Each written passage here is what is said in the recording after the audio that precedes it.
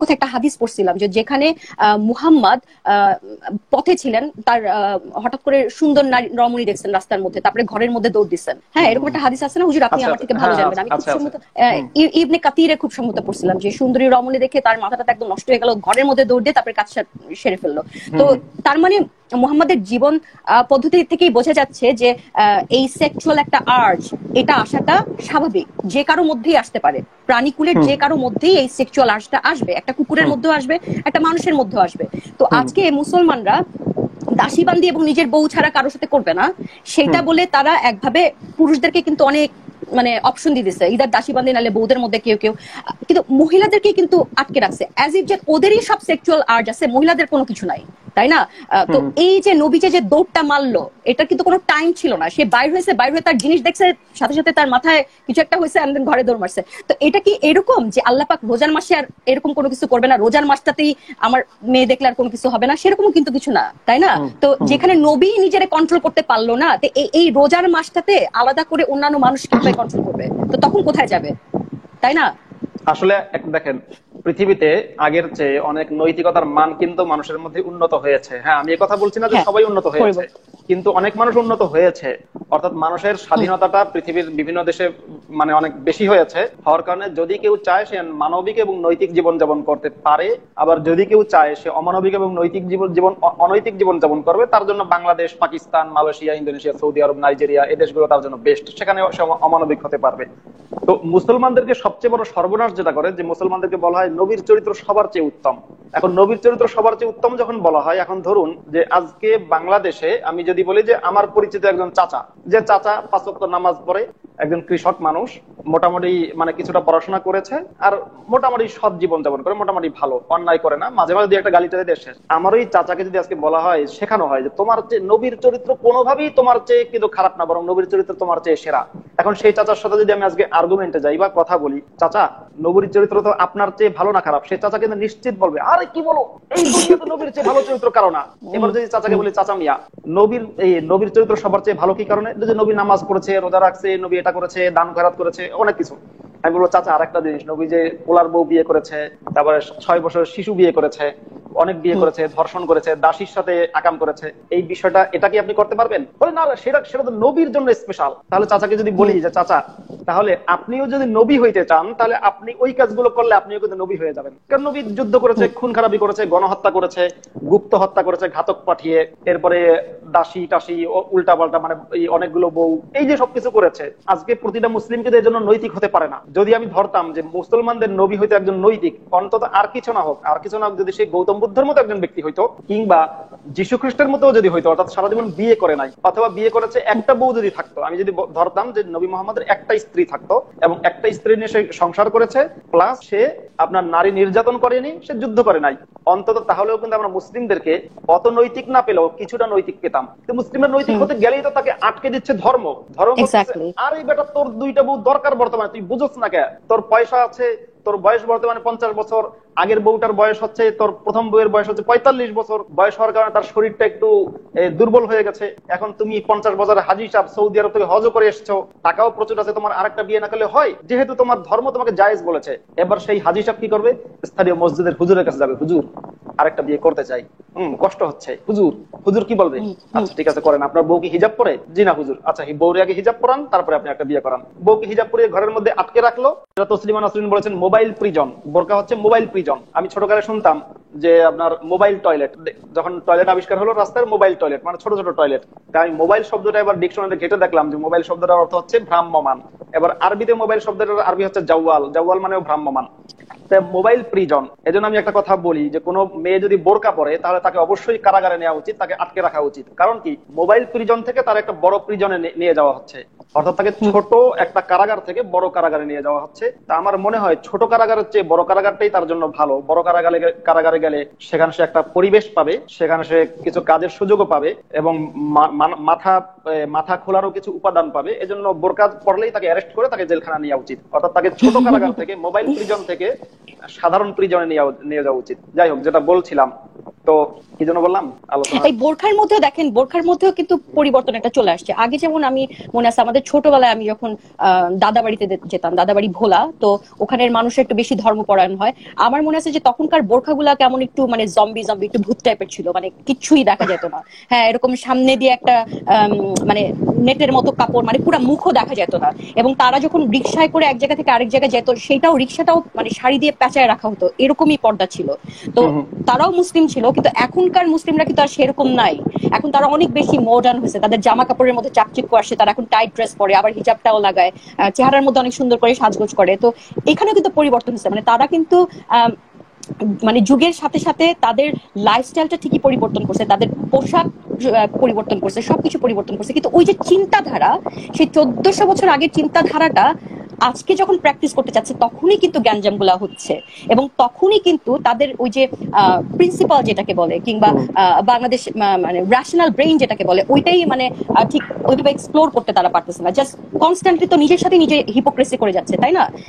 আমরা যদি আজকে স্ট্রেইট হই কিংবা বাইসেক্সুয়াল হই বা যেটাই হই না কেন, অপোজিট মানে সেক্সের প্রতি আমাদের একটা অ্যাট্রাকশন থাকবে, এটা কিন্তু মানে অস্বীকার করার কিছু নাই। এটা প্রত্যেকটা প্রাণীকুলে এইভাবে করেই কিন্তু আমাদের পপুলেশন বাড়াইছে। তো এবং এই বাঙালিরা কিংবা অন্যান্য মুসলিমরা সেটাই সবার আগে মানে অস্বীকার করে, যে মানে সেক্স জিনিসটাকে সবচেয়ে নোংরা হিসেবে দেখে তারা।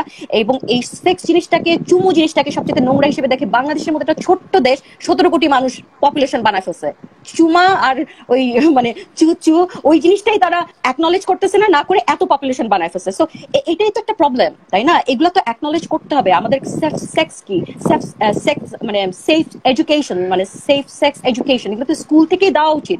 যে কোনো মানে ভদ্র দেশে, যে কোনো একটা উন্নত দেশে। আমাদের এখানেও আমি যখন আমার ছেলে ক্লাস 6-এ উঠলো, হ্যাঁ, তো তখনই আমাদের চিঠি পাঠানো হয়েছে যে তোমাদের সন্তানকে স্কুলে অমুক দিন থেকে সেফ সেক্সের এডুকেশন দেওয়া হবে, ইয়ার 6-এ। হ্যাঁ, কথাটা একটু শুনবেন মনোযোগ দিয়ে। তখন আমি মুমিন ছিলাম, তো তখনও অন্যান্য অনেক নেইবাররা তারা খুব মানে চিল্লাচিল্লি শুরু করলো, হ্যাঁ এটা কি পাইছে সরকার, ফাইজলামি নাকি, আমরা মুসলমান, আমাদের ইমানটাকে নষ্ট করছে, আমাদের পোলাপান গুলাকে খারাপ বানাচ্ছে। তো তখন করলাম কি, আমিও খুব বিপ্লবী হয়ে উঠলাম। তখন আমি স্কুলে যেয়ে বলছি যে না, আমি এরকম চাই না, আমি আমার বাচ্চাকে এরকম মানে সেক্স এডুকেশন দেওয়া হোক, এটা আমি চাই না। তো তখন ওই স্কুল থেকে আমাকে বলা হলো যে যারা যারা তোমরা চাচ্ছ না তোমাদের বাচ্চাকে সেক্স এডুকেশন দেওয়া হোক, তারা তোমরা একটা অ্যাপ্লিকেশন করো, করে আমাদেরকে অমুক টাইমের মধ্যে জমা দাও, দেন আমরা সেটা কনসিডার করবো, দেন তোমাদের বাচ্চাদেরকে দেওয়া হবে না। তো আমি তো চিঠি টিঠি লিখে আমি সাবমিট করেছিলাম। তো এর মধ্যে আমার পাড়াতে অন্যান্য কিছু বাঙালি মহিলারা ছিল, যারা আবার ইংরেজিতে অত বেশি পারদর্শী ছিল না, লেখালেখিতে বা অন্যান্য জায়গায় পারদর্শী অত ছিল না। তো তারা সবসময় আমার কাছে আসতো, হেল্প চাইতো আর কি। তো বেশ কয়েকটা মহিলা আসছে, তো তারা বলছে যে আপা আমরাও চাই না এরকম, আপনি আমাদের জন্য কিছু একটা করেন। তো এদের সবার চিঠি আমি লিখে দিছি, হ্যাঁ লিখে আমি ওই এই মহিলাদেরকে নিয়ে স্কুলের অফিসে গেলাম, যে সাবমিট করলাম। তো সাবমিট করার সময় তখন যেহেতু আমার হাতে অনেকগুলা চিঠি ছিল, অনেকগুলা মানুষের হয়ে আমি কাজ করতেছি, তখন আমাকে ওই মহিলাটা বললো, মানে সে আমাদের মানে বাচ্চার স্কুলের মানে একটা ভালো পজিশনে আছে, আমি ঠিক জানি না পজিশনটা কি ছিল। তো উনি যখন দেখলো যে আমিও অন্যান্য মহিলাদেরকে নিয়ে এরকম যাচ্ছি, মানে প্রতিবাদ করতেছি, তো তখন উনি আমাকে আলাদা করে ডাকলো, ডেকে বলছে can I have a words with you. তো আমি সে হ্যাঁ শিওর। তো আলাদা করে যে বললো যে শোনো, তোমরা যদি না চাও তোমাদেরকে সেফ মানে এই সেক্স এডুকেশন তোমাদের বাচ্চাদের দেওয়া হবে না, বাট তুমি কি জানো এটার একটা মানে খারাপ সাইড হচ্ছে, নাম্বার 1, তোমার ছেলের অটোমেটিক সেই ইনস্টিংক্টটা থাকবে যেটা আর 10টা মানুষের আছে, সেক্সুয়াল ইনস্টিংক্ট এটা হবে, একটা বয়সন্ধির পরে এটা একটা হবে, এটা তুমি অস্বীকার করতে পারবা না, নাম্বার 1। নাম্বার 2 হচ্ছে, সে যদি এই এডুকেশনটা না থাকে, সে ভুল জায়গায় যে ভুল কিছু করবে, এতে তার বিভিন্ন ধরনের ট্রান্সফর্ম মানে ডিজিজ যেগুলো থাকে সেক্সুয়ালি, হ্যাঁ সেগুলো হতে পারে, কিংবা একদম ছোটবেলায় বাচ্চার বাবা হয়ে যেতে পারে, অ্যাবর্শনের দিকে যেতে পারে, বহুত কিছু ঝামেলা হতে পারে। হ্যাঁ, তো কিন্তু সে তার যদি এডুকেশনটা থাকে, সে কিন্তু আগে থেকে প্রিপেয়ার করতে পারবে নিজেকে। আর নাম্বার মানে সবচেয়ে ইম্পর্টেন্ট যে রিজনটা সে বললো, যে দেখো ক্লাসে মনে করো 50টা স্টুডেন্ট আছে, তার মধ্যে 40টা স্টুডেন্ট যারা মানে ধার্মিক না, যারা নন মুসলিম, তাদেরকে কিন্তু সেক্স এডুকেশনটা ঠিকই দেওয়া হবে স্কুল থেকে, এটা তো সরকারেরই নিয়ম, এটা দিবেই তারা। আর বাকি যে 10টা মুসলিম ছাত্রছাত্রী থাকবে, এরা হলো জানবে না। কিন্তু না জানার পরেও এদের কিন্তু মাথায় আসছে একটা কৌতূহলটা তো থাকবে, কারণ মানুষ মাত্রই কৌতূহলী। তো কৌতূহল হয়ে তারা ওই বাকি 40 জনকে আলাদা আলাদা জিজ্ঞেস করবে, কি হয়েছিল তোদের এখানে, কি হয়েছিল, ঘটনাটা কি। তখন এই 40 জন করবে কি, নিজের মনের মাধুরী মেশায় তাদেরকে জ্ঞান দিবে, যে এই জানোস না তো, এটা তো এইরকম এইরকম এইরকম। কিন্তু টিচার যেভাবে বলবে সায়েন্টিফিক্যালি, টিচার যেভাবে মানে এক্সপ্লেইন করবে, সেটা কিন্তু সেম ভাবে তারা করবে না। তারা করবে কি, তাদেরকে প্রভোক করবে। বাকি যেগুলা মানে এই শিক্ষাটা নেয় নাই তাদেরকে প্রভোক করবে, তাদের নিজেদের মজা মিশায়, তাই না? তো এই জন্যই বলছে এই জিনিসটা ডেঞ্জারাস। তুমি আমার কথাটা কনসিডার করে দেখো, মানে মহিলাটা আমাকে বলছে তুমি কনসিডার করে দেখো তুমি এই সম্পর্কে কি চিন্তা করো। তখন আমার কাছে তো মনে হলো যে আসলেই তো তাই। আমার ছেলেকে আজকে আমি ক্লাস দিলাম না, কিন্তু আমার ছেলে তো স্টিল ওই 40 জনের মধ্যে তো আমার ছেলের বন্ধু আছে, তাই না? তো তাদের কাছে তো যে আমার ছেলে জিজ্ঞেস করবে I miss that class, will you be able to tell me what happened there. আর তখনই তো মানে তাকে তার মাইন্ডটাকে প্রভোক করা সম্ভব, যেটা আরেকটা বাচ্চাও হয়তো ফান থেকে করে ফেলবে। কিন্তু যেই বাচ্চাটা ক্লাস দিচ্ছে ওর কিন্তু মাথার মধ্যে সেই সায়েন্টিফিক রিজনটা ঠিকই থাকবে, যেহেতু টিচার ওইভাবে বুঝাইছে, কিন্তু আমার ছেলের মধ্যে থাকবে না সেটা। তো যাই হোক, পরে যদিও আমি ওইখানে গেছিলাম মেন্টর হয়ে সবাইকে নিয়ে, হ্যাঁ, যে না আমি সেক্স এডুকেশন চাই না, পরবর্তীতে আমি আমার চিঠিটা উইথড্র করছি, মুমিন হয়েও আমি উইথড্র করছি যে না আমার বাচ্চাকে এটা আরো বেশি বিপদের মধ্যে ঠেলে দেওয়া হবে। কিন্তু বাকি মহিলারা কেউ করেন নাই। তো তারা একটু বিরক্ত হয়েছে আমার উপরে যে ভাবি আমাদেরকে নিয়ে আসলো এখানে, আর ভাবি নিজেই মানে কনভিন্সড হয়ে গেল আর কি। তো যাই হোক, তো এগুলো খুব ইম্পর্টেন্ট, তাই না? এই সেক্স জিনিসটা, এই যে দেখেন মুমিনদের ভাষা দেখেন আপনি, ওরা চু চু চু চু দেখেন, কমেন্ট গুলা পড়লেই আপনি পাবেন, মানে এর বাইরে কিছু নাই ওদের মাথার মধ্যে। কিন্তু সারাক্ষণ যদি ওদের ধর্ম বলছে দাসী বান্দি এবং বউ ছাড়া কাউরে করবি না, কিন্তু যেহেতু এটা একটা নর্মাল ন্যাচারাল ব্যাপার, কিন্তু ওইখানে যে বাধা প্রদান করা হচ্ছে, এই জন্য ওদের মাথার মধ্যে এই চু চু চু চু ছাড়া আর কিচ্ছু নাই। ট্রাস্ট মি, আর কিচ্ছু নাই। এরা যদি 2 ওয়াক্ত নামাজও পড়ে, আল্লাহকে ভালোবেসে করতেছে নাকি হুরের ভালোবাসায় মত্ত হয়ে করতেছে, আই এম নট শিওর, বুঝছেন? তো এই কমেন্ট গুলো দেখলেও বোঝা যায় যে যে কোনো জিনিস একটা নর্মাল একটা ন্যাচারাল ইনস্টিংক্টকে যখন গলা টিপে চেপে ধরা হয় তখনই এইসব জিনিসগুলো হয় আর কি। যাই হোক, আমি অনেকক্ষণ কথা বললাম, আপনি এবার কিছু বলুন। ওটাই, প্রথমত মুমিনদেরকে দেখানো হয় যে মানুষ হচ্ছে খাবার। প্রত্যেকটা মুমিনকে দেখানো হয়, প্রত্যেকটা মুমিনকে বলতে মাদ্রাসায় যারা পড়ে তাদেরকে স্পেশালি শেখানো হয় যেটা হচ্ছে খাবার, শস্য ক্ষেত্রে এগুলো। তারপরে তাকে বলা হয় খাবারের দিকে তাকাবা না, কিন্তু তখন কিন্তু সে আরো বেশি তাকায়। এবং আপনি একটা জিনিস বলেছেন যে সেক্স এডুকেশন যখন কাউকে সঠিকভাবে না দেওয়া হয় তখন কিন্তু সে ভুল পথে পরিচালিত হয়। এটা কিন্তু আমি আমার শৈশব থেকে এবং আমি আমার প্রতিবেশ থেকে, আশপাশের ইয়ে থেকে আমি দেখেছি। যেমন আমার শৈশবে যখন আমাদেরকে প্রথমত স্কুলগুলোতে সেক্স এডুকেশন দেয়া হয় না, আর মাদ্রাসাগুলোতে কিন্তু দেয়া হয়। মাদ্রাসাগুলোতে সেই আমার 13 বছর বয়সে আমাদেরকে সেক্স এডুকেশন দেওয়া হচ্ছে। হোল্ড অন, ওইটা কি সেক্স এডুকেশন নাকি আজল করা শেখায়, কোনটা? এটাই আমি বলছি, কিন্তু সেটা হচ্ছে সেক্সের বিকৃত এডুকেশন দেওয়া হচ্ছিল 1400 বছর আগে, যেটা সংস্কার হয়নি। অর্থাৎ আমাদেরকে 13 বছর বয়সে 1400 বছর আগের একটা বিকৃত সেক্সের শিক্ষা যাচ্ছে, যেখানে সম্পূর্ণ বিকৃতি ছাড়া কিছু নেই। তা যার কারণে সমাজের অন্যদের কাছ থেকে যখন আমরা শিখতাম বা শুনতাম যে এই বিষয়টা নিয়ে একটু বলো, তো অন্যরা কিন্তু ওইটাকে আপনি যেভাবে বলেন রসকস দিয়ে বলতো, জানোস না দোস্ত। এই যে জানোস না দোস্ত বলে এমন একটা ইয়ে তৈরি করতো, মনে হতো যে বিরাট একটা কিছু, বিরাট কিছু। পরবর্তীতে আমি বড় হয়েছি, আমার এখন যথেষ্ট বয়স, তো পরবর্তীতে আমি এই জিনিসটা দেখলাম। তো দেখার পরে বুঝলাম যে না, এটা এমন কিছু না যা মনে করা হতো। মানে এই যে একটা ভয়ঙ্কর ব্যাপার, যদি সঠিক প্রপার শিক্ষাটা দেওয়া হতো তাহলে কিন্তু এই ভয়ঙ্কর ম্যাসাকার গুলো মানুষ করে না। মানে মানুষ তখন অনেকগুলো ভুল সিদ্ধান্ত নেয়, যেমন কেউ ধর্ষণ করে, কেউ ধর্ষণ না করতে পারলে অন্য কিছু করে, কেউ দেখা যায় তার চিন্তাটাকে সারাক্ষণ ওই সেক্স কেন্দ্রিক মানে সেক্স চিন্তা থেকে দমন করতে গিয়ে সে তার নিজের কোনো ক্রিয়েটিভিটি তার থাকে না। অর্থাৎ সে যে ক্রিয়েটিভ চিন্তা করবে, আমি এই করব সেই করব, আমি পড়াশোনা করব, আমি অনেক উন্নততর হব। মুসলিমরা আজকে উন্নত হতে পারে না কেন?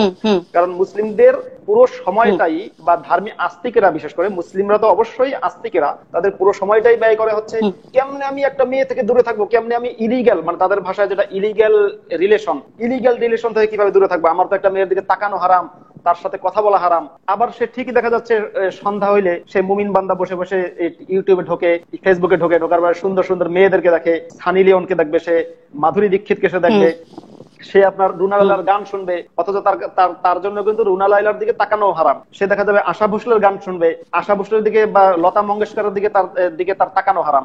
অর্থাৎ যদি মনে করেন একটা ছেলের বয়স যদি 22 বছর হয়, এখন লতা মঙ্গেশকরের বর্তমানে বয়স মানে 80-র উপরে, তো 22 বছরের ছেলেটার জন্য লতা মঙ্গেশকরের দিকে তাকানো হারাম। অথচ লতা মঙ্গেশকর তার নাতির সমতুল্য, নাতির মানে সে লতা মঙ্গেশকরের নাতির সমতুল্য, তবুও বলবে না না তাকান যাবে না, কারণ মেয়ে মানুষ মানেই তো খাবার। আপনি একটু একটা কথা বলেছেন শাফিঈ মাযহাবের, তা আমার হঠাৎ মনে পড়লো যে শাফিঈ মাযহাবের একটা ফতোয়া আছে। ফতোয়া হচ্ছে ইমাম শাফিঈর ফতোয়া। এটা ওযু করার পরে কেউ যদি কোনো মেয়ে মানুষের গায়ে টাচ করে তাহলে ওযু ভেঙে যাবে।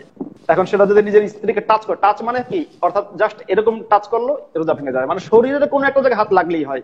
এবার ফতোয়া জিজ্ঞাসা করা হয়েছে ইমাম শাফিঈকে, যদি নিজের মায়ের সাথে লাগে বলে তবু রোজা অজু ভেঙে যাবে। ভাবেন আপনি, যদি কোনো পুরুষ মানুষ অজু করে কিংবা তার মা অজু করে, দুজনের যে কোনো একজন অজু করে কিংবা উভয়জন অজু করলো, ওই পুরুষটা যদি তার মায়ের সাথে শরীরে জাস্ট টাচ লাগে, অর্থাৎ তার মায়ের হাত সে ধরে, অজু ভেঙে যাবে। তার মানে মাকে কোন দৃষ্টিভঙ্গিতে দেখানো হচ্ছে, এটা আমার প্রশ্ন মুসলিমদের কাছে। এবং শাফিঈ যে এই হাদিস, এই ফতোয়া দিয়েছে এমনি এমনি না, মুহাম্মাদের হাদিস আছে এর সপক্ষে। মুহাম্মাদের হাদিস থাকার কারণেই শাফিঈ এই ফতোয়াটা দিয়েছে। যদিও আপনি একটা বলেন, একটা হাদিস বলেন সেই মুহাম্মাদের, তাহলে মানে বুঝতে সুবিধা হবে যারা লিসনার আছে তাদের জন্য। মুহাম্মাদের হাদিস নাম্বারটাই মুহূর্তে মনে নাই, কিন্তু হাদিসটা হচ্ছে যে মান মাসসা ইমরাআতান, এরকম কিছু একটা আছে, কেউ যদি কোনো স্ত্রীকে, কোনো মেয়ে মানুষকে স্পর্শ করে তাহলে হাদিস এরকম আছে তার অজু ভেঙে যাবে, এই ধরনের একটা বক্তব্য আছে। তো ওই বক্তব্যটার পরিপ্রেক্ষিতে ইমাম শাফিঈ বলেছে নিজের মা হোক, বোন হোক, যে কোনো নারীর গায়ে টাচ লাগা মাত্র অজু ভেঙে যাবে। কি ভয়ঙ্কর একটা ব্যাপার। আর একটা জিনিস বলেছিলেন যে হানাফি মাযহাব একটু সফিস্টিক, কিন্তু আসলে হানাফি মাযহাব কিন্তু তা না। হানাফি মাযহাবটা ওটার একদিক, শাফিঈ মাযহাবের একদিক, সেটা নিয়ে আরেকদিন আলোচনা করব। আচ্ছা, আর একটা জিনিস একটু আলোচনা করি। লাইভটা যে কোনো সময় কেটে যেতে পারে, কারণ আমার ধারণা আমি যখন লাইভ করি 1 ঘন্টার উপরে হয়ে গেলে যে কোনো সময় হুট করে কেটে যায়। যদি কেটে যায়, আমি আপনাকেও বলছি, প্লাস যারা অডিয়েন্স আছেন তাদেরকেও বলছি, কেটে যাওয়ার পর আবার আমরা লাইভে আসবো সাথে সাথেই। আর যদি ভাগ্য ভালো থাকে না কাটে, আজকে কেটে যাচ্ছে না, অন্যদিন কিন্তু 1 ঘন্টা হয়ে গেলে কেটে যায়, আজকে কপাল ভালো। আচ্ছা, আমার মনে যদি কেটে যায় তাহলে কাটুক, সমস্যা নেই, কারণ আমার আবার 7টার সময় একটা অ্যাপয়েন্টমেন্ট আছে। সো আমি আরো হাফ এন আওয়ারের মতো থাকতে পারবো আর কি, তারপরে আমার একটু যেতে হবে আর কি। হ্যাঁ, তো কতক্ষণ কথা বলবো না আমরা একটু, আমরা অল্প সময়ের মধ্যে শেষ করে দেব। আমি এখন আপনার কাছে একটা জিনিস জানতে চাইবো। একটা হাদিস আছে, অনেকগুলো হাদিস আছে বুখারীতে, যেমন আপনার 1891, 92 বা 1894 নাম্বার হাদিস, 1895 নাম্বার হাদিস বুখারীর। সেখানে একটা কথা মুহাম্মদ বলেছে যে রোজাদারের মুখের দুর্গন্ধ আল্লাহর কাছে হচ্ছে আতিয়াবু ইনদাল্লাহি মির রিহিল মিসকি, যে মেশকাম্বরের চেয়েও বেশি ঘ্রাণযুক্ত।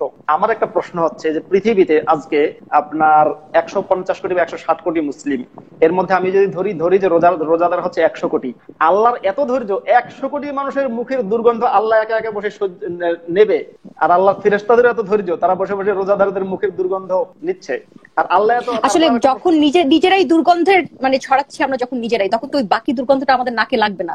এ থেকেই বোঝা যায় যে মুহাম্মাদের আল্লাহ এবং তার যে আশেপাশের ফেরেশতা বর্গকুল আছে তারা কতটা দুর্গন্ধময় যুক্ত একটা জায়গায় নর্দমার কীটের মতো থাকে, ওটাই বোঝা যাচ্ছে আর কি। আরেকটা কথা আমি বলি, আমি কিন্তু সবাই আমাকে বলে নাস্তিক লোবা। আমি কিন্তু কখনো এরকম বলি নাই যে আল্লাহ নাই। হ্যাঁ, এটা বলার স্পর্ধা আমি রাখি না, কারণ আমি জানি না আল্লাহ আছে কিনা নাই। বাট আমি এটা ডেফিনেটলি শিওর যে মুহাম্মাদের যে আল্লাহটা আমরা কোরআন থেকে দেখতে পাই, মুহাম্মাদের যে আল্লাহটা আমরা হাদিস থেকে দেখতে পাই, সেই আল্লাহ থাকতে পারে না, সেই আল্লাহ কখনোই থাকতে পারে না। যদি থেকেও থাকে এরকম কেউ, তাহলে আমাদের মানুষদের সবাই মিলে জিহাদ করা উচিত ওই আল্লাহর এগেইনস্টে। কারণ কতটা মানে বারবারিক একটা মানে ভয়াবহ রকমের মানে একটা মানে পার্সন হবে সেই আল্লাহ, যে এরকম মানুষদের মধ্যে ঝগড়া বিবাদ লাগায় রাখতেছে সারাটা বছর, তাই না? তো এই জন্য আমার হয়তো এই কথাটা মানে মানতে আপত্তি নেই। আমার মাঝে মাঝে এটা চিন্তা করতে ভালোই লাগে যে কেউ একজন আছে সৃষ্টিকর্তা, যে আমাদেরকে প্রতিনিয়ত আমাদের দেখে রাখতেছে, আমাদের ভালোর জন্য সে বিভিন্ন ধরনের সবসময় তার পুরো মানে যেই ফেরেশতা বলেন বা এঞ্জেল বলেন, যাই বলেন না কেন, সব ধর্মেরই তো আলটিমেটলি কনসেপ্টটা একই টাইপেরই থাকে, তাই না? যে আমাদেরকে ব্লেসড করার জন্য কেউ একজন সেই পরপারে ওখানে বসে আছে তার বিশাল রহমত নিয়ে। সেটা একটা খুব সুইট একটা ব্যাপার। মানুষ নিজেকে মানে সান্ত্বনা দেওয়ার জন্য অনেক বড় একটা সুন্দর একটা জায়গা, খুব ভালো লাগে ওই জিনিসটা চিন্তা করতে। কিন্তু আমরা ওই জিনিসটা চিন্তা করতে যেই আমরা এটা ভুলে যাই যে যেই মুহাম্মাদের যে আল্লাহটা আমরা ফলো করছি আর সেই আল্লাহ, এই দুটার মধ্যে কিন্তু একটা ডিস্টিংক্টিভ পার্থক্য অবশ্যই থাকবে। কারণ মুহাম্মাদের আল্লাহটা is not nice at all, মানে তার মতো। জি বলুন। আমার অবশ্য মনে হয়, আমি অবশ্য মুহাম্মদকে পছন্দ করি, আল্লাহকে পছন্দ করি না। কারণ কি দেখেন, মুহাম্মদ কিন্তু অনেকটা নৈতিকতা অবলম্বন করতে চেয়েছে, আল্লাহ সব জায়গায় বাধা দিয়েছে। যদিও কথাগুলো একটু ট্রল জাতীয় হচ্ছে এখন যেটা বলবো। যেমন আপনার কোরআনে সূরা নিসার 34 নম্বর আয়াত যেটা, সেই আয়াতের সম্পর্কে, সেই আয়াতের শানে নুজুল বা নাজিল হওয়ার কারণ যেটা তাফসিরে তাবারিতে লিখেছে যে একজন সাহাবীর স্ত্রী এসে মুহাম্মদের কাছে নালিশ করেছে যে আমার হাজবেন্ড আমাকে চড় মেরেছে। তখন কিন্তু মোহাম্মদ যথেষ্ট মানে সৎ চিন্তা করেছে। সে বলেছে কি কিসাস হবে, অর্থাৎ তোমাকে চর মেরেছে, তুমিও পাল্টা তাকে একটা চর মারবে, এটাই হচ্ছে বিচার। ইনস্ট্যান্ট মোহাম্মদের আল্লাহ কিন্তু আয়াত নাজিল করে দিয়েছে যে না, স্ত্রীরা যদি কথা না শোনে তোমরা তো বউদেরকে পেটাতে পারো, এটা আল্লাহর নির্দেশ। তখন কিন্তু মোহাম্মদ এটা শুনিয়ে দিল, বললো যে না, এই চরের বদলা চর হবে না, কারণ এটা আল্লাহর নির্দেশ। হাজবেন্ড তার ওয়াইফকে পেটাতে পারবে বা চর মারতে পারবে, এটা আল্লাহর নির্দেশ। আবার দেখুন যে কোরআনের যে 66 নাম্বার সূরা অর্থাৎ আপনার সূরা তাহরিম, হ্যাঁ, ওই সূরা নাজিল হওয়ার যে কারণটা, মোহাম্মদ তার দাসী মারিয়া কিপ্তিয়ার সাথে ধর্ষণ করতে গেছে বা সহবাস করতে গেছে, যেটাই করেছিল, এরপরে ধরা খেয়েছে। ধরা খাওয়ার পর কিন্তু মোহাম্মদের মধ্যে একটা অনুতাপ চলে আসছে। অর্থাৎ যখন হাফসা দেখেছে, হাফসা দেখার পরে বলে আমার ঘরের মধ্যেই কাম করেন, তখন কিন্তু মোহাম্মদের মধ্যে একটা খারাপ লেগেছে, না এটা তো ঠিক না, বললো হাফসা ঠিক আছে আমি আর করবো না। আল্লাহ তুমি কাউকে বলো না, তুমি এটা কাউকে বলো না, এটা ছিল তার ইয়া, তুমি এটা কাউকে বলো না, আমি আর করবো না, মানে প্লিজ প্লিজ আর অন্য কাউকে বলো না। হ্যাঁ, তো তারপরে তো হাফসা রাখতে পারে না কথাটা। ধমক দিয়েছে, আল্লাহ মুহাম্মদকে ধমক দিয়েছে যে লিমা তুহাররিমু মা আহাল্লাল্লাহু লাক, আল্লাহ তোমার জন্য যেটা হালাল করেছে তুমি কেন হারাম, তুমি হারাম করার কে?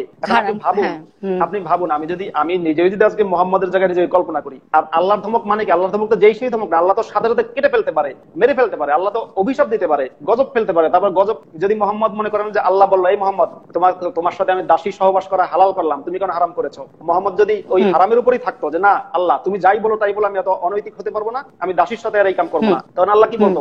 তুই আমার চেয়ে বেশি বুঝোস। তখন আল্লাহ কি করতো? মুহাম্মদের উপর গজব ফেলতো, যেটা আপনার এই সূরা বনী ইসরাইলের মধ্যে আছে যে তুমি যদি আমি আল্লাহর হুকুম অমান্য করো, তুমি মুহাম্মদকে আমি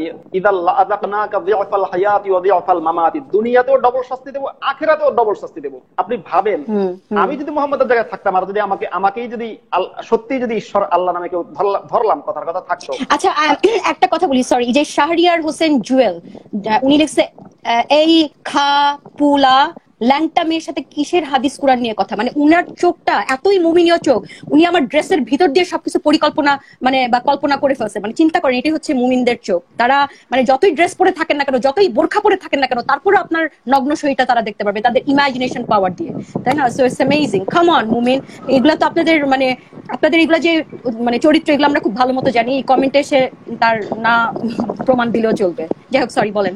হ্যাঁ, না এটাও মুমিনদের মুহাম্মাদের শিক্ষা। কারণ মুহাম্মদ যখন বয়স যত বাড়ছিল, যত বেশি সে বিয়ে করতেছিল, অনেকগুলো বিয়ে করতে করতে, বিশেষ করে বুড়া বয়সে অনেকগুলো বিয়ে করতে করতে তার নারী শরীর সম্পর্কে একটা এমন একটা অবস্থান হয়ে গেছিল, সে যে কোনো নারীকে পোশাক সহ দেখলেও তার ভিতরে সে সব দেখতে পারতো। যার কারণে মুহাম্মদ বলেছে, দেখ আমার অসুবিধা হয়ে যাচ্ছে, কোনো মেয়েকে পোশাক ছাড়া দেখলেও আমি তার ভিতরে সব দেখতে পারি, সুতরাং তাকে কালো বোরকা পরিয়ে রাখ। তখন সে বোরকার আয়াত নাজিল করেছে। তো কি যেন কোথায় যেন ছিলাম আলোচনার মধ্যে, সরি আমি ইন্টারাপ্ট করলাম। মানে কমেন্টটা দেখে আমি আর নিতে পারি নাই, মানে যতই জামা কাপড় পরা হয় না কেন, এরা তারপরেও এদের ইয়েতেই থাকে আর কি। যাই হোক, তো জি আমিও ভুলে গেছি কোন জায়গায় যেন ছিলাম আলোচনার মধ্যে। বয়স হয়ে গেছে তো ভাবছি।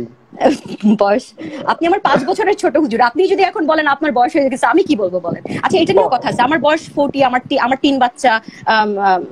এই জন্য অনেকে দেখি আবার লিখছে, এই বেটি তুই লাল লিপস্টিক দেশ, তোর লজ্জা লাগে না? তুই বুড়ি বেটি, তুই লাল লিপস্টিক দেশ। তো এটা মানে আমি বুঝলাম না, মানে আমি যদি বুড়ি হয়েও থাকি, আমার 3 বাচ্চা, আমি বয়স্ক মহিলা, আমার তো লাল লিপস্টিক দিতে ইচ্ছা করতেই পারে, তাই না? আপনার যদি দেখে ভালো না লাগে আপনি দেখেন না, তাই না? তারা মানে এতটাই মানে অধৈর্য হয়ে যায় মানুষের জামা কাপড়, মানুষের কিভাবে চলবে এই ডিসিশনটাও যখন তারা নিজে নিয়ে নিতে চায়, তখনই কি হয়, মানুষেরটাই দেখতে ব্যস্ত থাকে, নিজের চরিত্রটাকে আর মানে পরিষ্কার করতে পারে না, কারণ মানুষকে নিয়ে তো ব্যস্ত, তাই না? মানুষ কি করছে না করছে ওটা নিয়ে। জি, আসলে আমাদের মানে মুসলমানদের নৈতিকতা তো মুহাম্মদ থেকে শেখা। আমি যদি আমার মাদ্রাসার জীবনের অনেকগুলো ঘটনা যদি বলি, তার মধ্যে একটা শুধু বলবো, যেটা আগেও আমি কোন এক লাইভে বলেছি, যে আমরা ক্লাসমেটেরা, আমি মাদ্রাসায় পড়াকালীন, মানে আমি যখন ছাত্র ছিলাম তখন আমিও মুমিন ছিলাম, আমাদের ক্লাসমেটেরা আমরা গেছি একটা মার্কেটে, কর্ণফুলী গার্ডেন সিটি মার্কেটে। এরকম অনেকগুলো ঘটনা আছে। সেখানে গিয়ে কি করতাম, যদি কোনো মেয়ের পোশাক দেখেছি একটু শর্ট ড্রেস, অর্থাৎ ওড়না নাই, আমরা 4-5 জন মোল্লা, মাদ্রাসার মোল্লা, দূর থেকে সেই মেয়েটাকে ফলো করে করে তার শরীরের ভাঁজ ভোজ আমরা দেখতাম। কিন্তু দেখার সময় আমাদের বক্তব্য কি থাকতো, দেখার সময় আমার সাথে ক্লাসমেট যারা তারা সবাই, বা আমি নিজেও, কারণ এটা আমার শিক্ষা ছিল, এমন না ওটা আমার শিক্ষা না, শিক্ষা কি, নাউজুবিল্লাহ, আস্তাগফিরুল্লাহ, আল্লাহ গজব ফেলায় নাকি, আল্লাহ গজব ফেলায় নাকি এই মেয়ের উপরে, কি পোশাক পরেছে, মানে দেখবে কিন্তু আল্লাহ কেন গজব ফেলায় না? দেখবেন আপনি মুমিনরা, বাংলাদেশের মুমিনরা, মানে শুধু বাংলাদেশ না, মুমিন কুল যারা আছে, তারা বসে বসে আলিয়া ভাটের সিনেমা দেখবে, কিংবা ধরুন যে হলিউড বলিউডের নায়িকাদের সিনেমা টিনেমা তাদের শরীর টরীর দেখবে, বা আরো যদি আরো বেশি কিছু দেখতে চায় তাহলে হয়তো আরো একবারে মানে বিভিন্ন ওয়েবসাইট গুলো আছে এখানে ঢুকবে, পর্নোতে ঢুকবে তারা। দেখার পরে কি করে জানেন, দেখার পরে আল্লাহ আল্লাহ গজব ফেলো, আল্লাহ কি শুরু করলো, ইহুদি নাসারা হিন্দু বৌদ্ধ কাফেররা কি শুরু করলো আমাদের ঈমান নষ্ট করার জন্য। আবার কিন্তু সে দেখে, মানে এই যে আমাকে প্রতিনিয়ত আমার পেজের মধ্যে প্রতিনিয়ত এসে গালি দিয়ে যাচ্ছে, তুই সানি লিওনের মতো, তুই সানি লিওনি থেকেও বেশি খারাপ, তুই সানি লিওনি একটা, তুই বাংলার সানি লিওনি। তা আমার কথা হচ্ছে তুই চিনলি কেমনে সানি লিওনিকে, তাই না? এই প্রশ্নটা আসে কিনা? আমার ছেলে তো চেনে না, আমার তো এটাই আর কি, মানে নিজেরাও বুঝতেছে না যে কিরকম একটা ট্র্যাপের মধ্যে তারা আছে। আসলে এটা আপনি যে হাদিসটা বলেছিলেন, ওই যে জয়নবকে মোহাম্মদ যে রাস্তায় একটা মেয়ে দেখেছে, দেখার পরে সে সহ্য করতে পারে দৌড়ে গেছে জয়নবের কাছে ঘরে। এটা তো মুমিনদের চরিত্র না। এই শিক্ষাটা যে ব্যক্তি পাবে, মাদ্রাসায় বসে বসে যে ছেলেটা এই শিক্ষা পাবে, সে তো রাজ্জাকের মতো কিংবা অন্য হুজুরদের মতো এরকম ওয়াজের মধ্যে মেয়েদেরকে তেতুলি বলবে ওটা দেখলে জিভে জল আসে, ওটা দেখলে আমার সহ্য হয় না, কারণ আমার নবী এরকম ছিল। অর্থাৎ সে যখন এই কথাগুলো বলবে তখন কিন্তু মনে মনে একটা শব্দ বলে যে আমার নবী, কারণ আমার নবী কিন্তু এরকম ছিল, আমার চরিত্র কিন্তু নবীর চেয়ে কোনোভাবে ভালো বানানো যাবে না। মানে সে কথা বলে না যে নবীর চরিত্র আমার চেয়ে খারাপ বা ভালো, সে বরং তার মনের মধ্যে যে সাইকোলজির মধ্যে যেটা কাজ করে, নবীর চেয়ে ভালো আমার চরিত্র বানানো যাবে না। তা বাধ্য হয়ে একই ধরনের ইভেন্ট তারা দুই ক্ষেত্রে দুই ভাবে দেখে।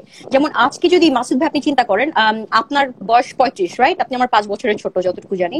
তো আপনার এই 35 এজে আমি যদি দেখি আজকে আপনি একটা 55 বছরের বয়স্ক মহিলাকে, যে অনেক টাকা পয়সা, ওইটা দেখে যদি আপনি বিয়ে করে ফেলেন, আপনি দেখেন এই মুমিনরা এসে আপনারা কি বলে যে এই মাসুদ যে ভণ্ড, এটা আমরা আগে থেকেই বুঝছিলাম, এই মাসুদ যে একটা শয়তান, আমরা আগে থেকে জানতাম, এর থেকে জালেম মানে খারাপ মানুষ আর পৃথিবীতে হয় না। কিন্তু ওই একই ব্যাপার যখন মুহাম্মাদের বেলায় আমরা বলি যে মুহাম্মদ একটা বড় লোক বয়স্ক মহিলাকে বিয়ে করছিল, তখন তারা আবার এটা অন্যভাবে নেয় যে দেখছো মুহাম্মদ কত দয়ার সাগর, তিনি তো চাইলে কচি কচি মেয়েও বিয়ে করতে পারতেন, কিন্তু সেটা না করে একটা বুড়ি বেটি করছে। কেন করছে? কারণ সে ভালো মানুষ ছিল।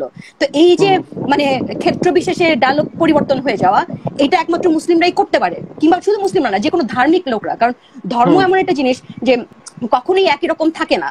হ্যাঁ, আমাদের সভ্যতার যেমন দ্রুত গতিতে পরিবর্তন হচ্ছে, আমরা মানুষরাও মানে মানে ক্রমাগত আমরা ইভলভ হচ্ছি, তাই না? আমরা সব এই এভলিউশন বলেন বা এই চেঞ্জেস বলেন, এগুলোর আলোকে কখনো আমরা একরকম থাকতে পারি নাই, পারবো না। এগুলো আমাদের দিনে দিনে অনেক পরিবর্তন আসছে, এটাই স্বাভাবিক। কিন্তু ধর্ম জিনিসটা যেহেতু অনেক পুরনো, আমাদের ইসলাম ধর্মটাই তো সবচেয়ে নতুন ধর্ম, 1400 বছর আগের ধর্ম। তো এই 1400 বছর আগের সাথে যখন এই আজকালকার জীবনের ব্যালেন্স তারা করতে না পারবে, তখনই কিন্তু এই মানে তারা নিজেদের সত্তাটাকে হারায় ফেলে। তারা ভুলে যায় যে আসলে কি আমরা বাঙালি আগে নাকি মুসলিম আগে। এটা নিয়ে তো দেখেন না, হুজুরা বলে যে পহেলা নববর্ষের মধ্যে নাকি একটা ইলিশ মাছ খাইলেই নাকি ঈমান চলে যাবে। এটাও তো কতগুলা মানে ইয়েতে দেখলাম যে সেখানে তাদের নিজস্ব সত্তাটাকেই ভুলে যাচ্ছে। তারা নিজেরাই নিজেদের সাথে সারাক্ষণ প্রতিনিয়ত ফাইট করতেছে যে আমি কি আগে মুমিন, নাকি আমি আগে মুসলিম, নাকি আমি আগে বাঙালি, নাকি আমি আগে একজন মানুষ। তো তাই ওই মানুষ যে চরিত্রটা, সেটাই সবচেয়ে নিচে চাপা পড়ে থাকে যখন এই ধর্মটার আলোকে আমি আমার নিজেকে গড়তে যাবো আর কি। আপনি বলেন। সরি, আমার এই পূর্বের প্রসঙ্গ মনে পড়লো। আমার কাছে মনে হয় মোহাম্মদ লোকটা আমার মতো নৈতিক ছিল, কিন্তু আল্লাহ তাকে অনৈতিক বানিয়েছে। যেমন আল্লাহ তাকে বললো তুমি দাসীর সাথে সহবাস কেন করবা না, করো। বিয়ে মোহাম্মদ করতে চায় নাই বেশি, আল্লাহ বলে এই তুই কর। আয়েশাকে কিন্তু মোহাম্মদ বিয়ে করতে চায় নাই, কিন্তু হাদিসে আছে আল্লাহ আয়েশাকে মানে একটা রুমালের মধ্যে নিয়ে এসে মোহাম্মদকে স্বপ্নে দেখিয়েছে এটা হচ্ছে তোমার বউ। 51 বছর বয়সে মোহাম্মদ কিন্তু চিন্তা করেছে যে আবু বকর আমার ভাই, আয়েশা তারপরে এত ছোট মানুষ, কিন্তু আল্লাহ কিন্তু বলেছে না, তোর এটা বিয়ে করা লাগবে। আবার মোহাম্মদ যখন ছেলের বউকে বিয়ে করতে চায় নাই, আপনি দেখবেন কোরআনে যদি আপনি 33 নম্বর সূরার 37 নম্বর আয়াত পড়েন, সেখানে বলা আছে, আল্লাহই বলছে দেখো মোহাম্মদ তোমার মনের মধ্যে ছেলের বউকে দেখে একটু ভালো লাগা জেগেছিল। একটা হচ্ছে ভালো লাগার জায়গা, মনে করেন কোন একটা শ্বশুর তার মনের গভীরে কোন একটা সময় যদি হঠাৎ ছেলের বউকে দেখে একটু ভালো লাগা আসতেই পারে, কিন্তু এটা কিন্তু অস্বাভাবিক না। কিন্তু তার মানে এই না ভালো লাগলেই আমি গিয়ে তাকে ধরে ফেলবো বা তার সাথে খারাপ কিছু করতে চাইবো, অবশ্যই তা না। এখন মোহাম্মদের মনের মধ্যে একটু ভালো লাগা এসেছিল হয়তো কোন একটা সার্টেন মোমেন্টে, হঠাৎ আল্লাহর কাছে লাগলো, আল্লাহ দেরি করলো না, না না মোহাম্মদ ভালো যখন লেগে গেছে তুমি এটা বিয়ে করো। তো দেখেন তারপর কিন্তু আল্লাহ এটাও বলছে যে ওয়াতাকশান নাস, তুমি কিন্তু লোকদেরকে ভয় পাচ্ছিলে, মানে চক্ষু লজ্জা বলতে একটা কথা আছে না অনেক সময়। আচ্ছা, আমার একটা প্রশ্ন মনে পড়লো, আপনি বিয়ের কথাটা বলাতে, সরি হুজুর আমি বারবার ইন্টারাপ্ট করতেছি। আমার কাছে মানে এই যে বিয়ের ব্যাপারটা, এখন যেমন মুসলিম আলোকে বিয়ে যে কবুল কবুল কবুল 3 বার পড়লে তারপরে বিয়ে হয়, এটা হচ্ছে ইসলামিক একটা ওয়ে বিয়ের, তাই না? তো খাদিজার সাথে তো সেই একইভাবে বিয়ে হয়নি, তাহলে কি খাদিজার বিয়েটা কি জায়েজ ছিল মুহাম্মাদের সাথে? না, জায়েজ ছিল না। খাদিজার বিয়ে ছিল মানে পেগানদের পদ্ধতিতে। সেটাই। এবং যদি আরো বলি, ওই ফাতেমার জন্ম হয়েছে হিজরতের আগে, অর্থাৎ ওই বিয়ের মাধ্যমেই এমন না যে মোহাম্মদ পরে বিয়ে নতুন করে করেছিল, ওই বিয়ের মাধ্যমেই কিন্তু আপনার মোহাম্মদের সন্তানগুলো জন্মগ্রহণ করেছে এবং মোহাম্মদের বংশধারা ওই বিয়ের মাধ্যমেই, অর্থাৎ খাদিজা থেকে। যাই হোক, আচ্ছা আর একটা জিনিস একটু বলবো, মুমিন ভাইদের একটা উপদেশ দেবো মুমিন ভাইদের জন্য। মুমিন ভাইরা বলে যে মেয়ে মানুষের বোরকা না বলে তাদের অসুবিধা হয়। মুমিন ভাইদেরকে মোহাম্মদ কিন্তু একটা ভালো, মোহাম্মদ সারা জীবন খারাপ কথা বলেছে তা না, 2-4টা ভালো কথা তো বলেছে। যেমন বুখারীর 1905 নাম্বার হাদিস, সেখানে মোহাম্মদ যুবকদেরকে বলেছে যে তোমাদের মধ্যে যারা বিবাহ করার সামর্থ্য আছে তারা বিয়ে করো, যাদেরকে যদি বিয়ে করার সামর্থ্য না থাকে তবে তোমরা রোজা রাখো, কেননা রোজা তোমাদেরকে যৌন ক্ষমতা মানে কি বলে কাম ভাব থেকে দূরে রাখবে। তা মুমিনদেরকে বলতে পারে, মুমিনরা যে খালি তাদের মুমিন পুরুষদের সমস্যার কারণে তারা যে মেয়েদেরকে সংখ্যা লঘু বানিয়ে রাখছে বা মেয়েদেরকে অত্যাচার করছে বোরকা দিয়ে, তা না করে রোজা রাখলেই কিন্তু পারে। তারা শুধু যদি মুমিনরা দেখে বেশি অসুবিধা হয় তাহলে শুধু 1 মাস কেন, সারা বছরই কিন্তু রোজা রাখতে পারে। মুমিনদের উচিত যে যদি যখনই তারা রাস্তায় বেরোবে তখনই মেয়ে মানুষ দেখলে তাদের অসুবিধা হয়, তাহলে মুমিন পুরুষরা কি করবে, 12 মাসই রোজা রাখবে। যদি যেদিন বিয়ে করবে, বিয়ে করার পর থেকে না রোজা রাখা বাদ দেবে। অন্তত মুমিনদের জন্য একটা আইন করা যেতে পারে। মুমিন, আমার মনে হয় ইসলামের যারা আলেম তারা বিষয়টা বিবেচনা করবে যে প্রাপ্তবয়স্ক হওয়ার পর থেকে আপনার প্রতিটা মুমিন পুরুষ, মানে ইসলামের যে প্রাপ্তবয়স্ক, ইসলামের প্রাপ্তবয়স্ক মানে হচ্ছে স্বপ্নদোষ হওয়ার মাধ্যমে বা মেয়েদের ক্ষেত্রে পিরিয়ড হওয়ার মাধ্যমে, এটা হওয়ার পর থেকে বিয়ে করার আগ পর্যন্ত একজন মুমিন মানে কন্টিনিউয়াসলি 12 মাস রোজা রাখবে সে, এরকম একটা আইন করা যেতেই পারে যেহেতু তাদের অসুবিধা হয়।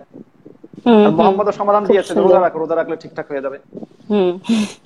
হ্যাঁ মাসুদ ভাই, খুব ভালো লাগলো। আমার যেতে হবে, আমার টাইম চলে আসছে, আমার একটা অ্যাপয়েন্টমেন্ট আছে 7টার সময়। খুব ভালো লাগলো। আমরা এরকম, আমি আসলে অত লাইভ করি না, মানে আমি নিজের জীবনটাকে কখনো মানে ফোর্স করি না। আমার যদি কোনো কিছু স্বতঃস্ফূর্ত ভাবে আসে সেভাবেই আমি করি।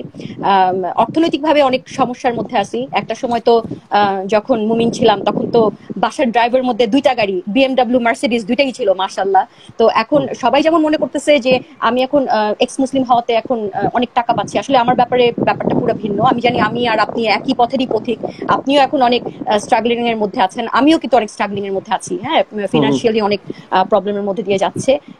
একটা শেল্টার্ড হাউস পাইছি সরকার থেকে, কিন্তু এখন পর্যন্ত কোনো বেনিফিট মানে কোনো অর্থ আমাকে এখন পর্যন্ত তারা দেয়নি, যেহেতু আমার মানে লন্ডনে যেহেতু আমার নামে প্রপার্টি আছে এটার কারণে। কিন্তু আসলে আমার নিজস্ব কিছু এইসব প্রবলেমের কারণে আমার মনটা একটু খারাপ থাকে। আর আমি ওই যে নিজের সাথে জোরাজোরি আর করতে চাই না। মুমিন যখন ছিলাম তখন সবসময় নিজের উপরে জোরাজোরি করতাম, ইমান একটু পরপর ভেঙে যেত, সেই ইমানকে নিয়ে টানা হেঁচড়া করতে করতে it was very tiring life for me. তো এখন যেহেতু আমার এক পাশে সাগর আর এক পাশে বিশাল বড় পর্বত, তো এটাই হচ্ছে আমার লাক্সারি, এবং আমি এই জন্য চাচ্ছি একটা খুব